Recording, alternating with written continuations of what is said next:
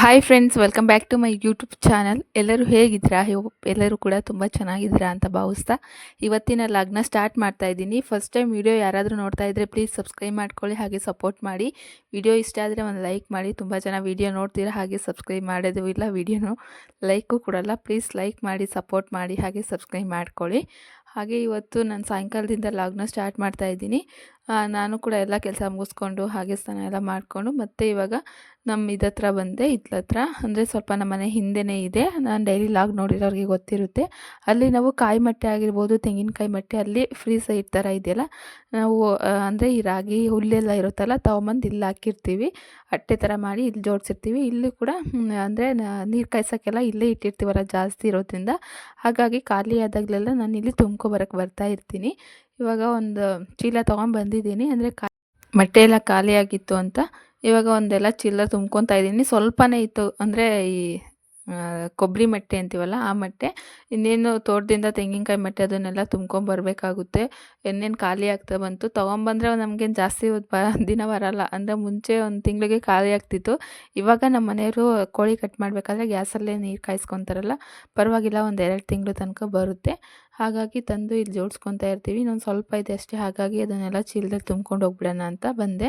ಅಷ್ಟರಲ್ಲಿ ಸೋನಿ ಕೂಡ ಬಸ್ ಬರೋ ಟೈಮ್ ಆಗಿತ್ತು. ಇನ್ನೇನು ನಮ್ಮ ಅತ್ತೆ ಕೂಡ ಇದ್ರಲ್ಲ, ಅವರೇ ಕರ್ಕೊಂಬರ್ತಾರೆ ಅಂತ ನಾನು ಕೂಡ ಸುಮ್ಮನಾದೆ.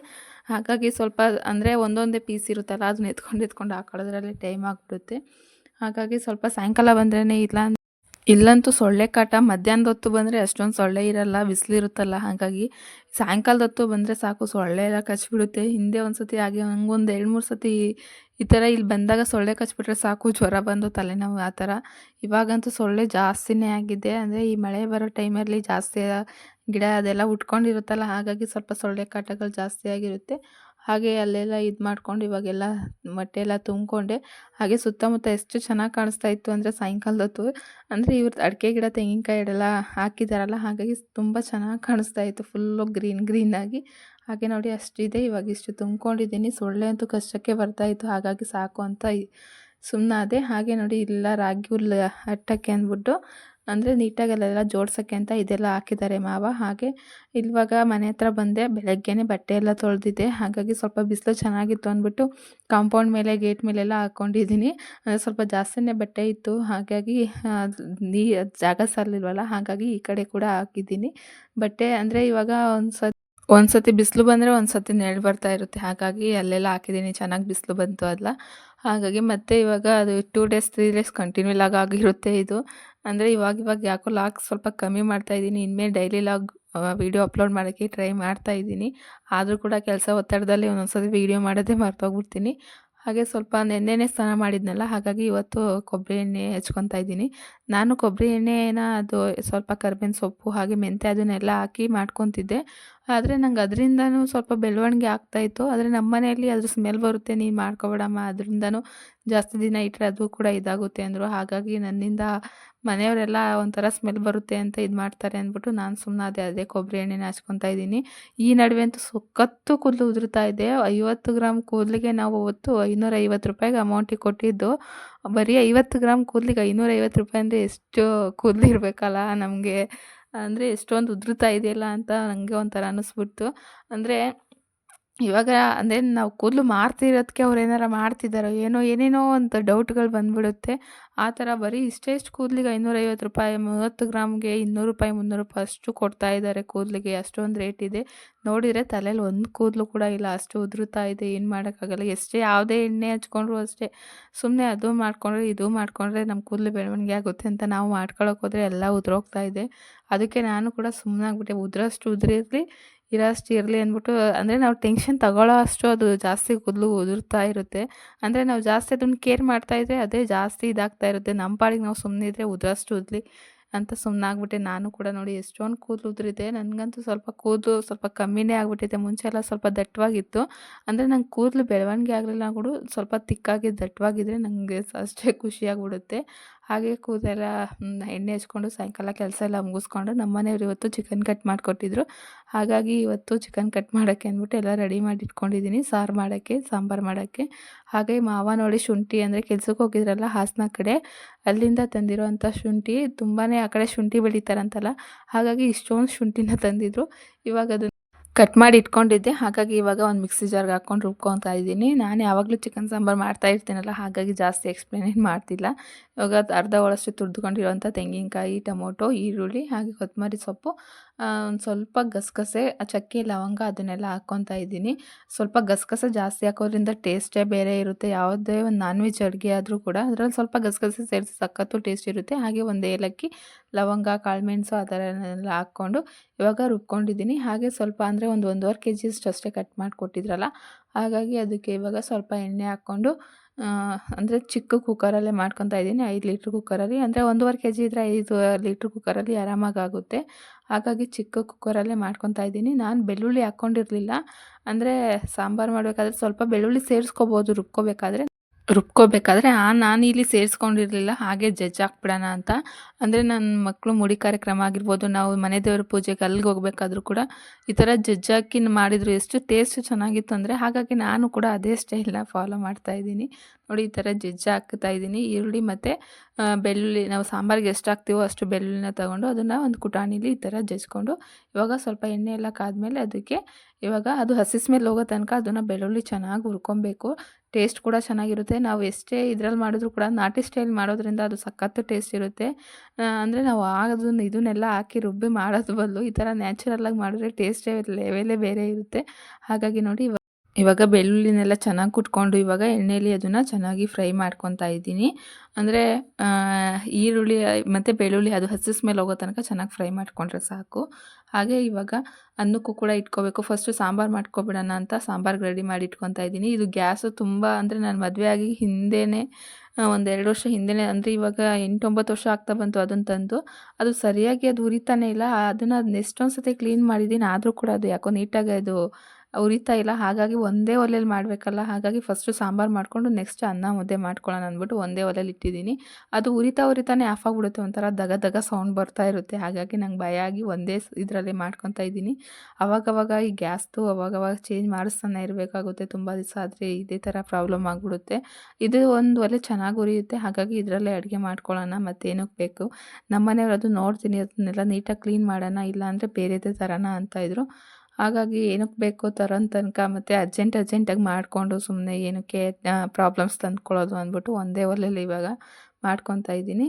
ಅಂದರೆ ಅದನ್ನೆಲ್ಲ ನೀಟಾಗಿ ಅದನ್ನೆಲ್ಲ ಕ್ಲೀನ್ ಮಾಡಿದ್ದೀನಿ, ಆದರೂ ಕೂಡ ಅದು ಯಾಕೋ ಇದೇ ಆಗ್ತಾಯಿಲ್ಲ. ಹಾಗೆ ಇವಾಗ ಚಿಕನ್ನು ಕೂಡ ಚೆನ್ನಾಗಿ ಬೆಂದಿದೆ ನೋಡಿ. ಇವಾಗ ಅದಕ್ಕೆ ಸ್ವಲ್ಪ ಅರಿಶಿನ ಪುಡಿ, ಹಾಗೆ ಉಪ್ಪು, ಖಾರದ ಪುಡಿ ಮತ್ತು ಧನಿಯಾ ಪುಡಿ ಅದನ್ನೆಲ್ಲ ಹಾಕಿ ನೀರು ಬಿಟ್ಕೊಳ್ಳೋ ತನಕ ಅದನ್ನು ಚೆನ್ನಾಗಿ ಕುದಿಸ್ಬೇಕಾಗುತ್ತೆ. ನೋಡಿ ಈ ಥರ ಕುದೀತಾ ಇದೆ ಇವಾಗ. ಹಾಗೆ ಇನ್ನೊಂದು ಕಡೆ ನಾನು ಸ್ವಲ್ಪ ಪುರಿ ಒಗ್ಗರಣೆ ಕೂಡ ಮಾಡ್ಕೊತಾ ಇದ್ದೀನಿ. ಇದು 2 ಡೇಸ್ ಲಾಗಂದಿನಲ್ಲ ಅದೇ ಕಂಟಿನ್ಯೂ ಆಗಿರುತ್ತೆ. ಹಾಗೆ ಬೆಳಗ್ಗೆ ಸೋನಿಗೆ ನೀನು ಚಿಕನ್ ಸಾಂಬಾರು ಕೊಟ್ಟು ಕಳ್ಸೋಕ್ಕಾಗಲ್ಲ ಸ್ಕೂಲಲ್ಲೆಲ್ಲ, ಹಾಗಾಗಿ ಅವ್ರಿಗೋಸ್ಕರ ಅಂದ್ಬಿಟ್ಟು ಪುರಿ ಒಗ್ಗರಣೆ ಮತ್ತು ಅವ್ರಿಗೆ ಸ್ನ್ಯಾಕ್ಸಿಗೆ ಅಂದ್ಬಿಟ್ಟು ಆರೆಂಜ್ ಕೊಟ್ಟು ಕಳಿಸ್ತಾ ಇದ್ದೀನಿ. ಅಂದರೆ ಜಾಸ್ತಿ ಏನು ತೊಗೊಂಡೋಗಲ್ಲ, ಅವಳು ಇಷ್ಟಿಷ್ಟೇ ತೊಗೊಂಡೋಗ್ತಾಳೆ. ನಾನೆಲ್ಲರ ಜಾಸ್ತಿ ಹಾಕಿಬಿಟ್ರೆ ನಾನು ಹೊರಗಡೆ ಹೋದ ತಕ್ಷಣ ಅದೆಲ್ಲ ತೆಗೆದು ಅರ್ಧ ಬಾಕ್ಸ್ ತೊಗೊಂಡೋಗಿರ್ತಾಳೆ. ಹಾಗಾಗಿ ಅವಳೆಲ್ಲ ತಿನ್ನೋದು ಅಂದ್ಬಿಟ್ಟು ಸ್ವಲ್ಪನೇ ಹಾಕಿರ್ತೀನಿ. ಹಾಗೆ ಇವಾಗ ತಂದು ಲಂಚ್ ಬ್ಯಾಗ್ ಎಲ್ಲ ರೆಡಿ ಮಾಡಿ ಇಡ್ತಾ ಇದ್ದೀನಿ. ಒಂದೊಂದು ಸತಿ ಸೋನಿ ಅವಳೇ ರೆಡಿ ಆಗಿಬಿಡ್ತಾಳೆ, ಅಂದರೆ ಅವಳಿಗೇನು ತಲೆ ಬಾಚೋ ಇದೆ ಇಲ್ವಲ್ಲ, ಅವಳೇ ಸ್ನಾನ ಮಾಡಿಕೊಂಡು ಹಾಗೆ ಅವಳೇ ಬಟ್ಟೆ ಎಲ್ಲ ಹಾಕ್ಕೊಂಡು ಅವಳೇ ರೆಡಿ ಆಗಿಬಿಡ್ತಾಳೆ. ಇನ್ನು ಲಸು ಒಬ್ಬನೇ, ಅವ್ನ ಯಾವಾಗ ಕಳಿಸೋದು ಅನ್ನಿಸ್ಬಿಟ್ಟಿದೆ. ಅವನಿಗೆ ಇವಾಗ 2.5 ವರ್ಷ ಆಗಿದೆಯಲ್ಲ, ಹಾಗಾಗಿ ಅವನಿಗೂ ಕೂಡ ಅಂಗನವಾಡಿಗೆ ಕಳಿಸಿದ್ರೆ ಅವನಂತೂ ಹೋಗೋದೇ ಇಲ್ಲ, ಅಳ್ಕೊಂಡು ವಾಪಸ್ ಬಂದುಬಿಡ್ತಾನೆ. ನೋಡಿ ಸೋನಿ ಟೆನ್ಷನೇ ಇಲ್ಲ ಅವಳದು, ಇವಾಗ ಅವಳೇ ರೆಡಿಯಾಗಿ ಅವಳೇ ಇದೆಲ್ಲ ಆಗ್ಬಿಡ್ತಾಳೆ. ನಾನು ವೀಡಿಯೋ ಮಾಡ್ತಿರೋದಕ್ಕೆ ನಂಗೆ ತೋರಿಸ್ಬೇಡ ಹೋಗಮ್ಮ ಅಂತ ಅಂತಿದ್ಲು. ಹಾಗೆ ಅಷ್ಟರಲ್ಲಿ ನೀರು ಕೂಡ ಬಿಡ್ತಾಯಿದ್ರು. ಮನೆಯಲ್ಲಿ ಇನ್ನೇನು ಸದ್ಯದಲ್ಲೇ ನೀರು ಬಿಡ್ತೀವಿ ಅಂತ ಹೇಳ್ತಾಯಿದ್ರು. ಇವತ್ತು ಬಿಡ್ತೀನಿ ಅಂದಿದ್ವಿ, ಯಾಕೋ ಬಿಡಲಿಲ್ಲ. ಹಾಗಾಗಿ ಈ ನಲ್ಲಿಲೇ ಇಟ್ಕೊಳ್ಳೋಣ, ಮತ್ತು ಬಿಡ್ತಾರೋ ಬಿಡಲ್ವೋ ಅದನ್ನ ನೆಚ್ಕೊಂಡು ಮತ್ತು ಈ ನೀರು ಕೂಡ ಬಿಟ್ಬಿಟ್ರೆ ಆಮೇಲೆ ಕಷ್ಟ ಆಗುತ್ತೆ ಅಂದ್ಬಿಟ್ಟು ಈ ನಲ್ಲಿ ನೀರಲ್ಲೇ ಸ್ವಲ್ಪ ನೀರೆಲ್ಲ ಇಟ್ಕೊತಾ ಇದ್ದೆ.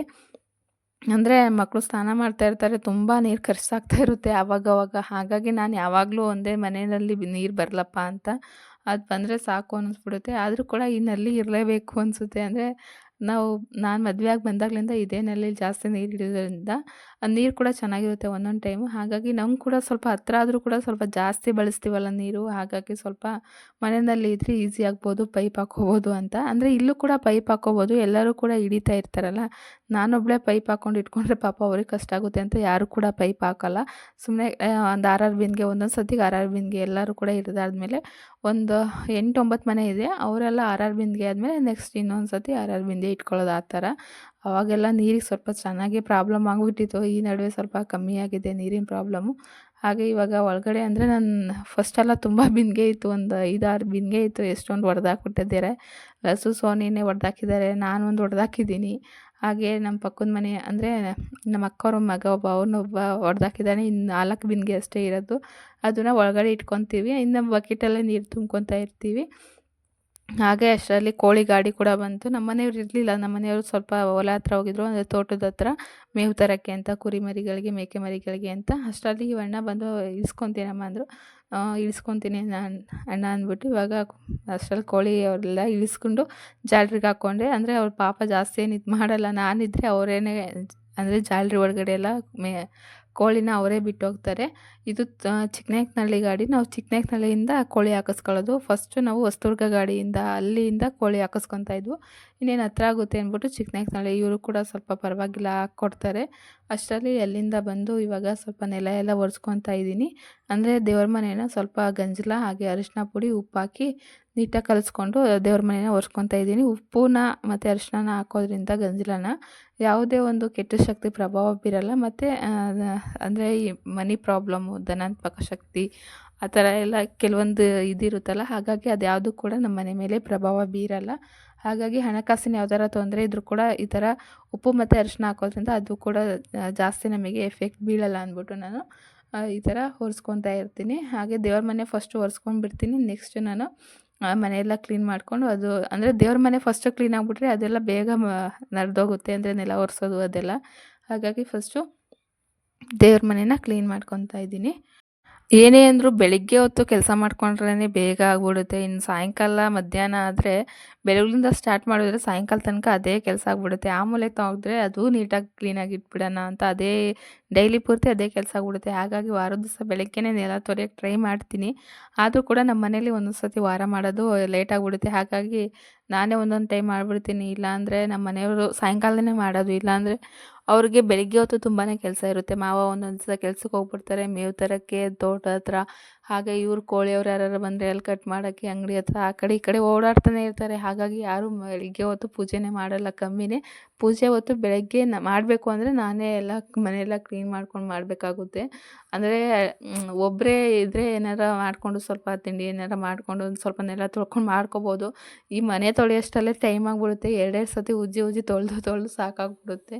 ಅಷ್ಟು ಹಿಂಸೆ ಅನ್ನಿಸ್ಬಿಡುತ್ತೆ. ಅಂದರೆ ಸ್ವಲ್ಪ ದೊಡ್ಡ ಮನೆ ಇರೋದ್ರಿಂದ ಆ ಕಡೆ ಈ ಕಡೆ ಎಲ್ಲ ನೀಟಾಗಿ ಕ್ಲೀನ್ ಮಾಡಿಕೊಂಡು ಅದೆಲ್ಲ ತೊಳೆಯೋಷ್ಟರಲ್ಲಿ ಲೇಟ್ ಆಗಿಬಿಡುತ್ತೆ ಅಂದ್ಬಿಟ್ಟು ನಾನು ಮತ್ತೆ ಬೆಳಗ್ಗೆಯಿಂದನೇ ಸ್ವಲ್ಪ ದೇವ್ರ ಮನೆಯೆಲ್ಲ ಕ್ಲೀನ್ ಮಾಡಿಕೊಂಡು ನೆಕ್ಸ್ಟು ಡೈಲಿ ಮನೆ ಪೂರ್ತಿ ಅಂದರೆ ದಿನ ಪೂರ್ತಿ ಮನೆಯೆಲ್ಲ ಅಲ್ಲಿ ಇಲ್ಲಿ ಎಲ್ಲ ಕ್ಲೀನ್ ಮಾಡಿಕೊಂಡು, ಅಂದರೆ ಸ್ವಲ್ಪ ಹಂಚಿನ ಮನೆ ಇರೋದ್ರಿಂದ ಸ್ವಲ್ಪ ಧೂಳುಗಳೆಲ್ಲ ಜಾಸ್ತಿ ಬರ್ತಾ ಇರುತ್ತೆ. ತಲೆ ಮೇಲೆ ಹುಣ್ಸೆಹಣ್ಣು ಮರ ಇರೋದ್ರಿಂದ ಬೇಗ ಅದು ಅಂದರೆ ಗಾಳಿಗೆ ಬೇಗ ಧೂಳು ತುಂಬ್ಕೊಬಿಡುತ್ತಲ್ಲ, ಹಾಗಾಗಿ ನೀಟಾಗೆಲ್ಲ ಕ್ಲೀನ್ ಮಾಡಿಕೊಂಡು ಹಾಗೆ ಅಂದರೆ ಮಾರನೇ ಬೆಳಿಗ್ಗೆ ಕೂಡ ಧಾರಾವಾಹಿಗಳು ಬರ್ತಾ ಇರುತ್ತಲ್ಲ, ಸಾಯಂಕಾಲದ ಹೊತ್ತು ಧಾರಾವಾಹಿಗಳು ತೋರಿಸಲ್ಲ ನಮ್ಮ ಮನೇಲಿ. ಒಂದೊಂದು ಸತಿ ಏನಾರ ನ್ಯೂಸು ಇಲ್ಲ ಮೂವಿ ನೋಡ್ಕೊಂಡು ಕೂತ್ಕೊಂಡ್ಬಿಡ್ತಾರೆ. ಹಾಗಾಗಿ ನೋಡ್ದಿರೋ ಎಪಿಸೋಡನ್ನ ಬೆಳಗ್ಗೆ ನೋಡಿಕೊಂಡು ಹಾಗೆ ಕೆಲಸ ಮಾಡಿಕೊಂಡು ಮಾಡ್ತಾ ಇರ್ತೀನಿ. ಅಂದರೆ ಒಂದೊಂದು ಟೈಮ್ ನೋಡ್ತೀನಿ, ಅದೇನು ಜಾಸ್ತಿ ಅದೇ ಹುಚ್ಚಾಗಿ ತೊಗೊಂಡಿಲ್ಲ ನಾನು. ಯಾವುದೇ ಒಂದು ಧಾರಾವಾಹಿ ಆಗಲಿ ಯಾವ್ದಾರ ಇಂಟ್ರೆಸ್ಟ್ ಇದ್ದರೆ ಮಾತ್ರ ನೋಡ್ತಾ ಇರ್ತೀನಿ. ಜಾಸ್ತಿ ಅದ್ರ ಬಗ್ಗೆ ಏನು ಇದು ಮಾಡಲ್ಲ ನಾನು. ಅಂದರೆ ಜಾಸ್ತಿ ಧಾರಾವಾಹಿಗಳ್ನೂ ಕೂಡ ನೋಡಬಾರ್ದು. ಬರೀ ಅದ್ರಲ್ಲಿ ತೋರಿಸೋದು ಒಂದೊಂದು ಇದು ಕೂಡ ಇಮೇಜಿಂಗ್ ಮಾಡಿಕೊಂಡ್ರೆ ನಗು ಬರುತ್ತೆ. ಆದರೆ ಒಂದೊಂದು ಧಾರಾವಾಹಿಗಳು ಚೆನ್ನಾಗಿರುತ್ತೆ ಅಲ್ಲ ಅಂದ್ಬಿಟ್ಟು ನೋಡೋದಷ್ಟೇ. ಅಂದರೆ ಬರೀ ಎಂಟರ್ಟೈನ್ಗೆ ಸುಮ್ಮನೆ ಬೋರ್ ಆಗಿಬಿಡುತ್ತೆ. ಮನೆ ಒಬ್ಬಳೇ ಸುಮ್ಮನೆ ಇದು ಮಾಡ್ಕೊಂಡಿದ್ರೆ ಮ್ಯೂಸಿಕ್ ಹಾಕೋಣ ಅಂದರೆ ನಮ್ಮ ಲಸು ಅಂತೂ ರಿಮೋಟ್ ಎತ್ಕೊಂಡು ಎಲ್ಲೋ ಹೋಗ್ಬಿಟ್ಟಿದ್ದಾನೆ. ಅಂದರೆ ಏನು ಮಾಡ್ತಾರೆ ಅಂದರೆ ಈ ಮಕ್ಕಳು ಅವ್ರಿಗೆ ಇಷ್ಟ ಬಂದಿದ್ದು ಅವ್ರು ಹಾಕ್ಕೋಬೇಕು, ನಮಗೆ ಇಷ್ಟ ಬಂದಿದ್ದು ನಾವು ಹಾಕ್ಕೋಬೇಕು, ಆ ಥರ ಮಾಡ್ತಾ ಇರ್ತಾರಲ್ಲ. ಹಾಗಾಗಿ ನಾನು ಧಾರಾವಾಹಿ ಹಾಕಿ ಅಲ್ಲಿ ಇಟ್ಟಿದ್ದೆ, ಅವ್ನು ಎತ್ಕೊಂಡು ಎಲ್ಲೋ ಹೋಗ್ಬಿಟ್ಟಿದ್ದಾನೆ. ಅಂದರೆ ನಮ್ಮ ಚಿಕ್ಕ ಮಾವರ ಮನೆ ಹತ್ರ. ಹಾಗೆ ನೋಡಿ ಎಲ್ಲ ಕೆಲಸ ಕೂಡ ಇವಾಗ ಮುಗಿಸ್ಕೊಂಡೆ. ಅಷ್ಟರಲ್ಲಿ ಅವನು ಕೂಡ ಬಂದು ನೀರೆಲ್ಲ ಕುಡಿತಾ ಇದ್ದ. ಹಾಗೆ ಇದು ಬೆಳಗ್ಗೆನೇ ಲಾಗಾಗಿರುತ್ತೆ, ಮತ್ತು ಸ್ವಲ್ಪ ಬಟ್ಟೆ ಇತ್ತು ಅಂದ್ಬಿಟ್ಟು ಇವಾಗ ಬಟ್ಟೆನೆಲ್ಲ ಅಂದರೆ ಬೆಳಿಗ್ಗೆನೇ ಸ್ವಲ್ಪ ಹಾಸಿಗೆ ಅದೆಲ್ಲ ಇತ್ತು ಮಕ್ಕಳದು. ಅವಾಗವಾಗ ಅವರು ಗಲೀಜು ಮಾಡ್ತಾನೆ ಇರ್ತಾರಲ್ಲ, ಹಾಗಾಗಿ ಅದನ್ನೆಲ್ಲ ಇಟ್ಟು ತೊಳೆದಿದ್ದೀನಿ. ಹಾಗೆ ಸೋನಿ ಕೂಡ ಬಿಟ್ಬಂದು ಸ್ವಲ್ಪ ಅತ್ತೆ ಟಮಾಟೆ ಹಣ್ಣೆಲ್ಲ ಕಿತ್ಕೊಂಡ್ಬಂದಿದ್ರು, ಅದನ್ನೆಲ್ಲ ಇವಾಗ ಫ್ರಿಜ್ಜಲ್ಲಿ ಎತ್ತಿಟ್ಕೊಬೇಕು. ಹಾಗೆ ನಮ್ಮ ಮನೆಯವರು ಇವತ್ತು ಹುಳಿಯಾರ್ಗೆ ಹೋಗಿದ್ರು, ಅಂದರೆ ಚಿಕ್ಕನಳ್ಳಿಗೆ ಹೋಗಿದ್ರೇನೋ, ಹುಳಿಯಾರಲ್ಲಿ ತಂದಿರೋದಿದು ಲಿಚ್ಚಿ ಮತ್ತು ಆರೆಂಜು. ಅಂದರೆ ಸೋನಿಗೆ ಸ್ನ್ಯಾಕ್ಸಿಗೆ ಬೇಕಾಗುತ್ತೆ ಅಂತ ತರ್ತಾ ಇರ್ತಾರೆ ಅವರು ಫ್ರೂಟ್ಸ್ ಎಲ್ಲ. ನೋಡಿ ಲಿಚ್ಚಿ ಅಂತೂ ಸಖತ್ತಾಗಿತ್ತು. ಅಂದರೆ ನಮ್ಮ ಕಡೆ ಸ್ವಲ್ಪ ಬೆಳೆಯೋದು ಕಮ್ಮಿನೇ, ಹಾಗಾಗಿ ನಮ್ಮದು ಒಂದು ಗಿಡ ಹಾಕಿದ್ದೀವಿ ಲಿಚ್ಚಿದು, ಇನ್ನೂ ಬೆಳೆದಿಲ್ಲ ಅದು.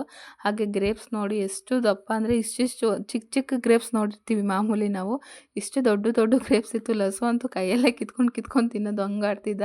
ವೀರೋ ಸ್ವಲ್ಪ ಅದನ್ನು ತೊಳೆಯೋಣ, ಅದು ನೀಟಾಗಿ ತೊಳೆದಿಲ್ಲ ಅಂದರೆ ಬಂದ ತಕ್ಷಣ, ನಮ್ಮ ಮನೆಯವರು ಬಂದ ತಕ್ಷಣ ಕವರ್ ಇಸ್ಕೊಂಬಿಟ್ಟ. ಅದನ್ನು ತೊಳೆದು ತಿನ್ನು ಅಂತ ಇರುವಂದ್ರೂ ಕೂಡ ಕೇಳ್ತಿಲ್ಲ. ಲಿಚ್ಚಿ ಅಂತ ಫುಲ್ ಒಂದು ಗೊನೆನೇ ಇಟ್ಕೊಂಡು ಆ ಕಡೆಯಿಂದ ಈ ಕಡೆ ಕುತ್ಕೊಂಡು ತಿನ್ನೋದೇ ಆಗೋಯ್ತು.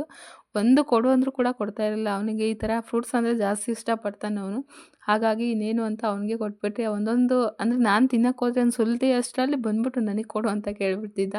ಹಾಗಾಗಿ ನೋಡಿ ಈ ಥರ ಐತೆ ಫ್ರೂಟ್ಸು. ಇದು ಹುಳಿಯಾರಲ್ಲೇ ತಂದಿದ್ದಂದರು ನಮ್ಮ ಮನೆಯವರು. ಚೆನ್ನಾಗಿತ್ತು. ಇದು ಫಸ್ಟ್ ಟೈಮ್ ನಾನು ಕೂಡ ತಿಂದಿದ್ದು ಲಿಚ್ಚಿನ. ಟೇಸ್ಟ್ ಅಂತೂ ಚೆನ್ನಾಗಿತ್ತು. ಅಂದರೆ ಫಸ್ಟ್ ಟೈಮ್ ತಿಂದಿದ್ದಲ್ಲ, ಹಾಗಾಗಿ ಏನೋ ಒಂಥರ ಅನಿಸ್ತು. ಆದರೂ ಪರವಾಗಿಲ್ಲ, ಚೆನ್ನಾಗಿತ್ತು. ಹಾಗೆ ಮನೆ ನಲ್ಲಿಗೆಲ್ಲ ನೀರು ಬಿಟ್ಟಿದ್ರಲ್ಲ, ನೀರೆಲ್ಲ ಇಟ್ಕೊತಾ ಇದ್ದೆ. ನೋಡಿ ಇಷ್ಟೇ ಸಣ್ಣ ಬರ್ತಿರೋದು ನಮ್ಮ ನಲ್ಲಿಲಿ. ಎಷ್ಟೊಂದು ಅಂದರೆ ಬೇರೆಯವ್ರ ನಲ್ಲಿಲೆಲ್ಲ ತುಂಬ ಜೋರಾಗಿ ಬರ್ತಾಯಿತ್ತು. ಅದಕ್ಕೆಲ್ಲ ಇವಾಗ ಮೀಟ್ರ್ ಹಾಕ್ಬಿಟ್ಟಿದ್ದಾರೆ. ಇಷ್ಟು ಅಂದರೆ ಸ್ವಲ್ಪ ಸಣ್ಣ ಬರ್ತಿರೋದಕ್ಕೆ ನೀರು ಎಷ್ಟು ಮೋಟ್ರ್ ಓಡ್ತಾ ಇದೆ ಅಂದರೆ, ಅದು ಪಂಚಾಯತಿಗೆ ಲಾಸ್ಟಿಗೆ 1 ವರ್ಷಕ್ಕೊಂದು ಸತಿ ಕಟ್ಟಬೇಕು ಅನ್ನಿಸ್ತಾ ಇತ್ತು. ನನಗೊಂಥರ ಇದನ್ನಿಸ್ತಿತ್ತು, ಬರ್ತಾ ಇರೋದೇ ಸ್ಲೋ ನಿಧಾನಕ್ಕೆ. ಹಾಗೆ ಇವತ್ತಿನ ವಿಡಿಯೋನ ಇಲ್ಲಿಗೆ ಎಂಡ್ ಮಾಡ್ತಾ ಇದ್ದೀನಿ. Thank you for watching.